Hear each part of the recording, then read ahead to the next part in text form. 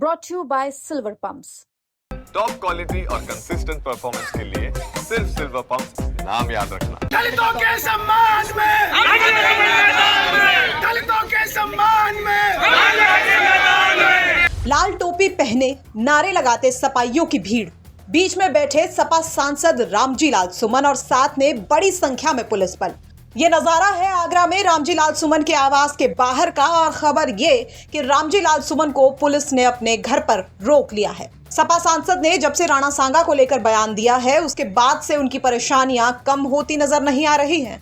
अब जब रामजी लाल सुमन आज सुबह अलीगढ़ में हुई घटना में पीड़ित परिवार के घर पर उनसे मिलने जाना चाहते थे तो जाने से पहले ही उन्हें पुलिस के द्वारा उनके घर पर ही रोक दिया गया। इस बात से रामजी लाल सुमन काफी परेशान हुए। उन्होंने पुलिस वालों से इस बात पर काफी देर बहस भी की, लेकिन जब उन्हें नहीं जाने दिया गया तो उन्होंने अपने समर्थकों के साथ ही अपने घर के बाहर धरना दे दिया है। पुलिस का इस पूरे मामले पर कहना है कि सुमन को उनकी सुरक्षा कारणों के चलते आगे जाने नहीं दिया जा रहा। वहीं उनके समर्थक उनके साथ बैठे हैं और नारेबाजी कर रहे हैं। इस पूरे मामले पर खुद रामजी लाल सुमन का क्या कुछ कहना है, सुनिए। आखिर आप यहाँ पर धरने पर क्यों बैठे हैं?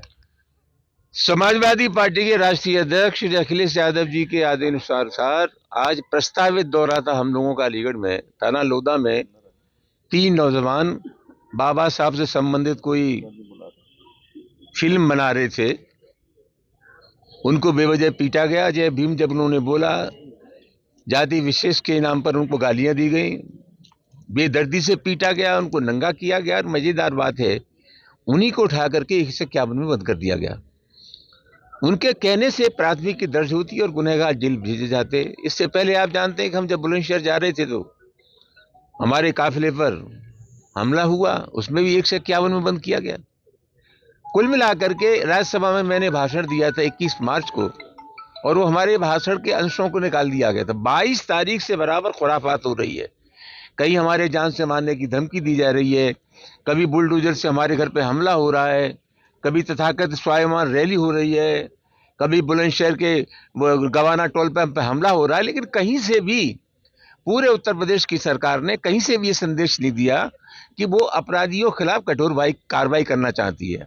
एक राजनीतिक कार्यकर्ता होने के नाते हमें ये जानकारी है कि अपराधियों के साथ कैसा व्यवहार किया जाता है। ये 151 में जमानत लेने का काम एसडीएम का है। मैंने देखा है कि जहाँ प्रशासन के लोग ये चाहते हैं कि व्यक्ति बाहर नहीं रहना चाहिए, तो एक महीने तक लोग 151 में बंद रहे हैं।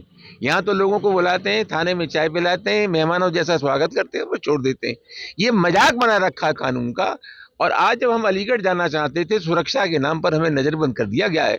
मेरी इच्छा ये है कि पूरे उत्तर प्रदेश में जहाँ जहाँ पीडीए पर हमला हो रहा है, दलितों पर हमला हो रहा है, पिछड़ों पर हमला हो रहा है, अकलियत के लोगों पर हमला हो रहा है, हम सब जगह जाएं और राष्ट्रीय अध्यक्ष जी का जो संदेश है वो दें कि आप घबराओ मत, मुसीबत की इस घड़ी में समाजवादी पार्टी आपके साथ है।